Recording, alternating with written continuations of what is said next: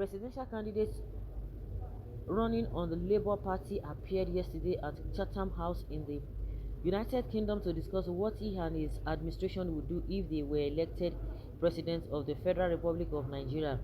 It's no longer news. Different responses have been made on Peter Obi's interview, nevertheless. It is interesting to know that one of the people who felt it appropriate to respond is John Cookson, a correspondent for Arise TV. According to him, Asiwaju Bola Ahmed Tinubu's speech in December when he came to grant an interview was very different from the one Peter Obi delivered during his interview. Cookson went on to say that Peter Obi's address was brilliant, noting that he, Obi, failed to designate a delegate to respond to questions on his behalf. He stated as follows: "Listen, Peter Obi made a huge difference to the Tinubu press conference at Chatham House in December. I mean, this guy was witty, charming, and extremely intelligent. He also stood up for his speech and broke from it several times.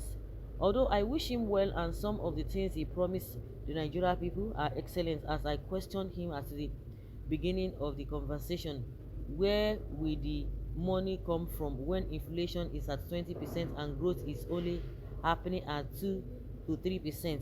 The response on the internet to his ambition for billions and trillions of money has been mixed, but the faithful ones, it didn't really matter."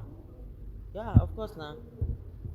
There's going to be a huge difference between Tinubu's outing in Chatham House and that of Obi. There's huge difference, unless those who are lying to themselves, they know that they are lying to themselves, and the more they lie to themselves that Tinubu did well, the more you know the caliber they are made of. It's either they are greedy, they are or myopic, or they are ignorant as the person they are defending, or they are just being wicked. That's the way I will see it. You don't even need a soothsayer to tell you. You don't need a deaf person or a blind person to tell you what actually happened. I'm not Igbo, but Obi is the best for Nigeria now. The man has deep knowledge of the problems and how to deal with it. Other candidates are just beating round the bush, making empty promises like the visions and retrogressive APC candidates. If Nigerians truly want a progressive country, Obi is the answer. We don't want drug peddlers and treasury looters. Exactly. Leave brilliant speech alone and let's give us his own candidate. He concluded by saying that the guy is witty, charming, and intelligent. Who can describe the Tinubu and Atiku that way? One cannot give what he doesn't have. Is that what we need? Does charming and witty give livelihood or empowered populace? Of course, we have tried them. If he does not give, then why is it that the one that they think they have, if they are not charming, why is it that they have ruined this country? The APC has ruined this country. If they are not charming, they are not this. He say, if it is not by that, then it is by what? Is it by what they have been dishing out to Nigeria? It's what Nigeria we now used to in progressing.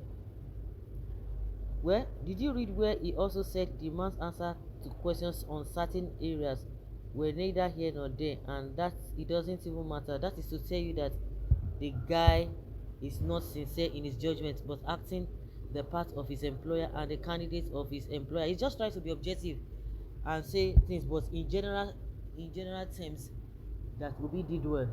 For the fact that he said Obi did well, doesn't mean that he's not going to pick some of the things around, in what is not too clear to him.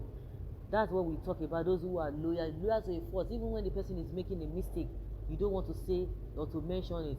This man is just being objective.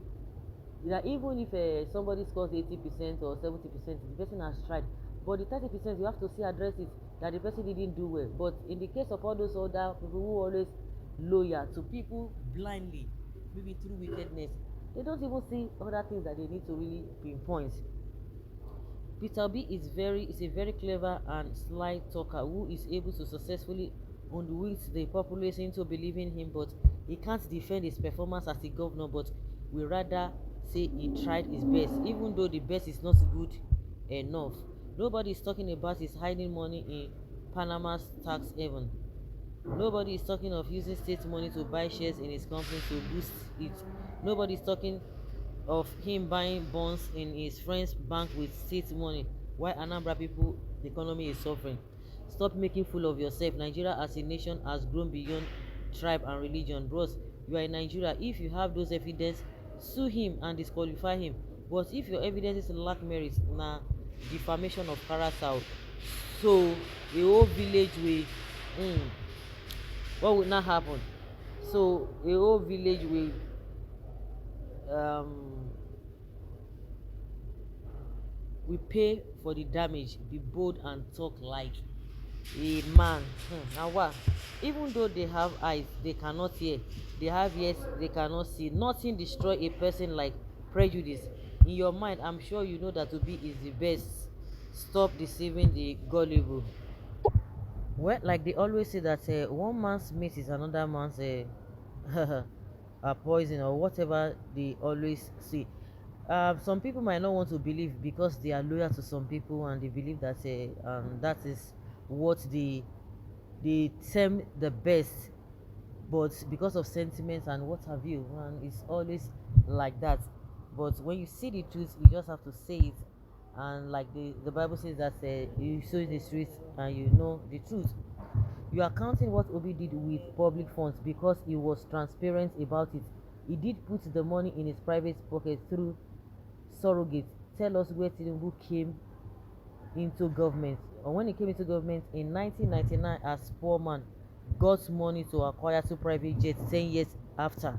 Tell us how Tinubu became a billionaire without any visible business. What a trash talk to this drug peddler is saying. One thing is that let's see how all these things will pan out by the time of election or after the election. Peter Obi is a good fearing man. If you have eyes, you will know that APC wants to finish the remaining Nigerians from Buhari, where Buhari stopped. Of course, that was what he has promised. Peter Obi was simply fantastic, although I strongly detest the idea of our politicians paying homage to the country of the colonial masters that brought different nations together. If I may ask, how many times have those people come to Nigeria in order to resolve their leadership problems? I hate neocolonialism or whatever of whatever guys, and which is his truth. But the fact that he's being praised does not mean that other things they are doing is right and it has to be applauded. No, that is what we talk about. It's also so shameful. Uh, so guys, let's say your opinion and have your take in the comment section. Thank you.